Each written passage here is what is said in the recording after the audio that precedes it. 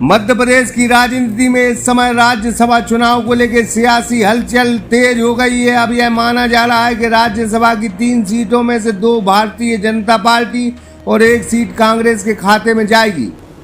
वैदिक institute of pharmaceutical education and research admission open. D pharma, B pharma, M pharma, बेहतर lab, library, सभी छात्र छात्राओं को स्कॉलरशिप सुविधा। हमारा पता है यूनिवर्सिटी, रहली लिंक रोड, बमौरी तिराहा, बाबूपुरा, सागर।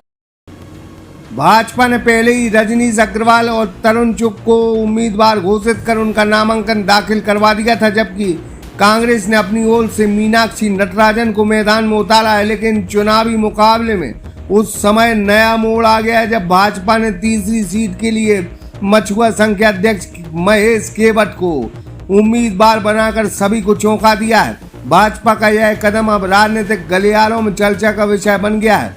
विधानसभा के वर्तमान आंकड़ों के अनुसार राज्यसभा की 1 सीट के लिए 58 विधायकों की वोटों की आवश्यकता है। भाजपा के पास 165 विधायक हैं, जबकि कांग्रेस के पास 65 विधायक हैं। हालांकि कांग्रेस के 2 विधायक राजेंद्र भारती और मुकेश मल्होत्रा मतदान नहीं कर सकते। वहीं बीना विधायक निर्मला सप्रे के कांग्रेस के पक्ष में मतदान करने की संभावना बेहद कम मानी जा रही है। ऐसे में कांग्रेस की प्रभावी संख्या 62 के आसपास रह जाती है। यही वजह है कि भाजपा ने तीसरी सीट पर भी दांव खेल दिया है। यदि क्रॉस वोटिंग होती है तो मुकाबला और रोचक होगा। अब सभी की निगाहें राज्यसभा चुनाव के नतीजों पर टिकी हैं कि भाजपा का यह सियासी दांव कितना सफल होता है। कि भारतीय जनता पार्टी ने अभी कुछ दिन पहले महिला आरक्षण को लेकर विशेष सत्र बुलाया था।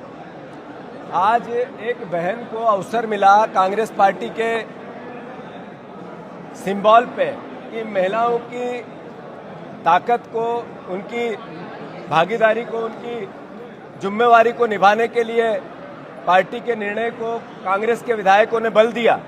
तब भारतीय जनता पार्टी के पास बहुमत कम है, उसके बाद भी उन्होंने तीसरा कैंडिडेट खड़ा किया। तो उस सोच को कि ये महिलाओं के सशक्तिकरण की इनकी सोच को किस तरीके से खोखलापन था, राजनीति थी, देश को गुमराह करना था, वो एक आज स्पष्ट हुआ।